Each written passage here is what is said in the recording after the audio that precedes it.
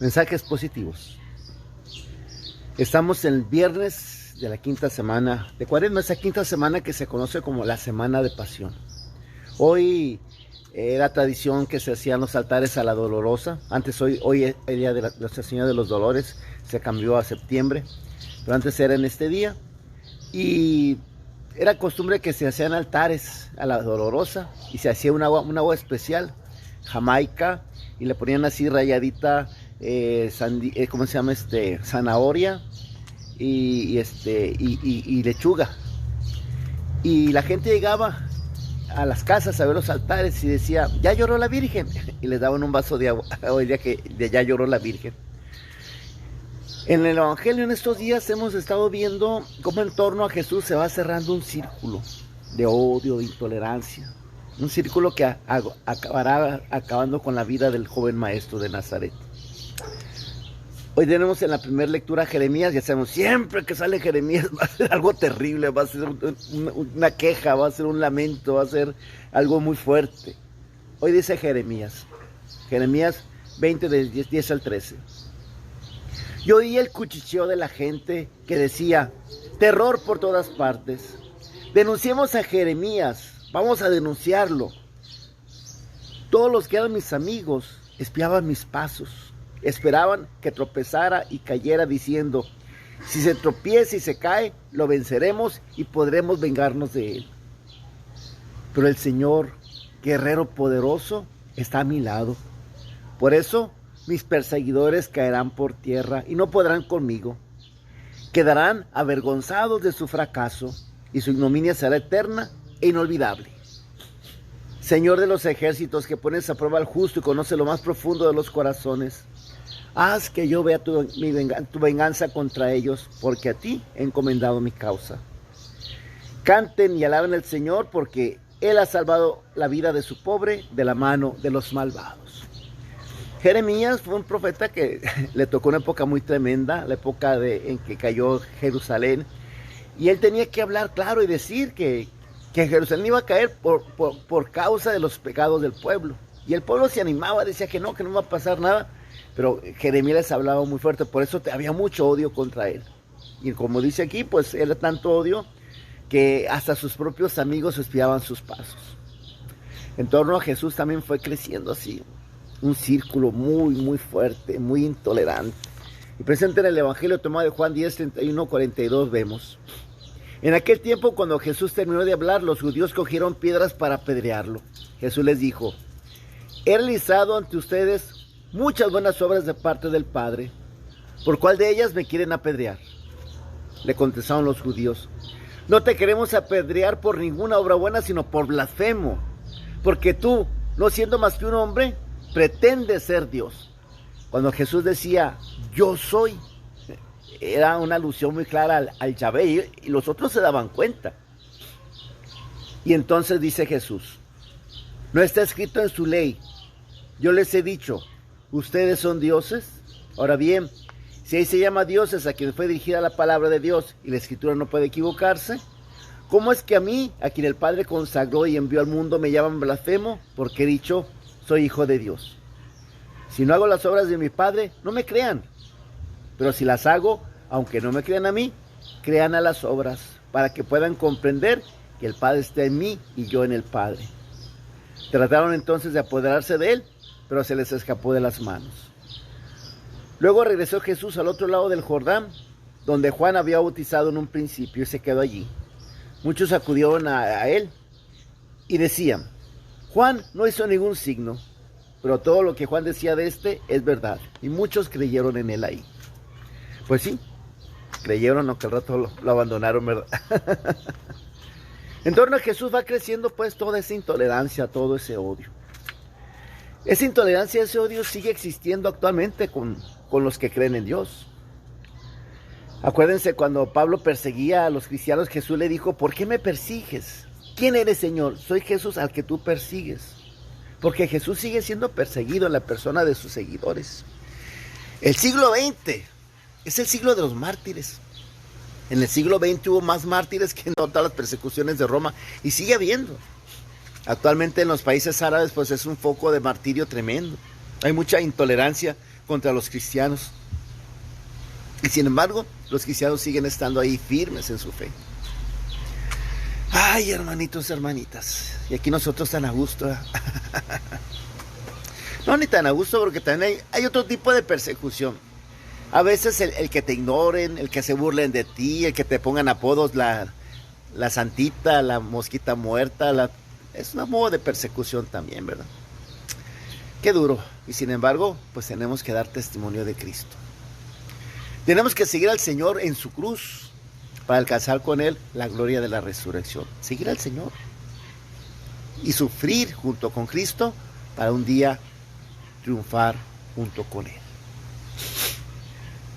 Ay, el mundo quiere cosas buenas, bueno, bonito y barato. Tenemos los enemigos, el demonio, el mundo y la carne, que se confabulan muy bien y que tratan de evitar la obra de Dios y que tratan de jalar multitudes al infierno, y lo están consiguiendo. Y ese reto para nosotros, seguir firmes con Jesús, en las buenas y en las malas, seguir firmes con Jesús. Todos caemos, sí, todos caemos, hay que levantarnos, hay que arrepentirnos.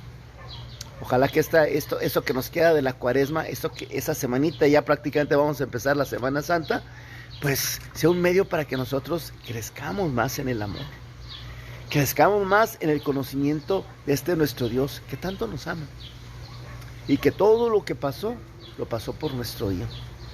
Todo eso fue por ti y fue por mí. Hazle cuenta como que todos nuestros pecados los apuntaron en una nota. Imagínate la nota de cargo, dice la carta a los Colosenses, ¿verdad? Y esa nota de cargo fue clavada en la cruz de Jesucristo. Y la sangre derramada por Cristo cubrió la multitud de nuestros pecados. La multitud de nuestros pecados quedó borrada por esa entrega generosa de Cristo por ti y por mí. Cristo fue viendo cómo se ponían las cosas a su alrededor.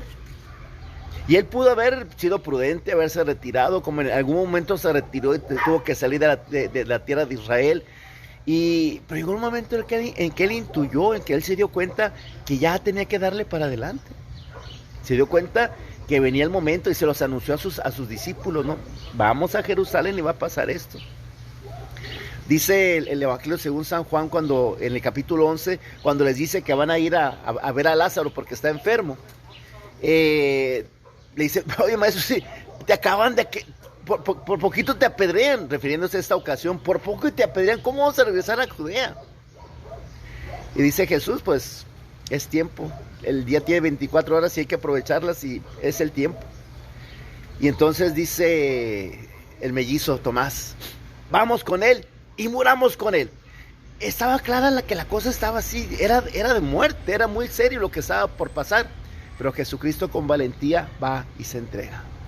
Su muerte no fue un asesinato, fue una entrega. Jesucristo se entregó por nosotros. Fue un sacrificio hecho por amor. Jesucristo es la víctima, pero también es el sacerdote y también es el altar. Jesucristo es sacerdote, víctima y altar. Él se quiso entregar. Dice Jeremías que sus enemigos caerán al soplo de su voz. Y recuerden cuando nos platica el Evangelio según San Juan, que van a tomarlo preso. ¿A quién buscan? A Jesús de Nazaret. Soy yo. Y al decir soy yo, ¡pum!, cayeron al suelo. Tenía el poder suficiente para haberse defendido. Pudo haber bajado una legión de ángeles, pudo haber hecho muchas cosas, y sin embargo, generosamente se entrega por ti y por mí. Semana de pasión. Semana que nos hace reflexionar en esa entrega generosa de Cristo por nosotros. Semana que nos prepara para ya entrar definitivamente a la Semana Santa.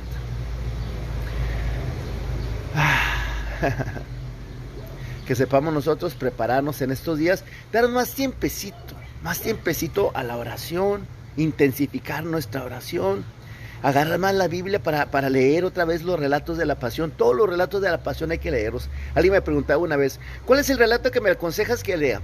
Pues todo, le dije, ni que fueran tantos, son 4, léelos con calma, cada uno de ellos. ¿Cuál será el mejor? Lee los 4 y tú decides cuál te llega más. A algunos, por ejemplo, el evangelio que a algunos les llega más es el de Juan. De hecho, el evangelio de Juan es el que se lee el Viernes Santo. Habrá quien se identifica más con Lucas o habrá quien se identifica más con cualquiera de los otros. ¿Cuál es el tuyo? No sé. Date tiempo en estos días. Date tiempecito para ir leyendo con calma los relatos de la pasión. E irnos preparando para vivir con fe esa Semana Santa. Se cierra el círculo en torno a Jesús. Círculo de odio, de intolerancia, de miedo.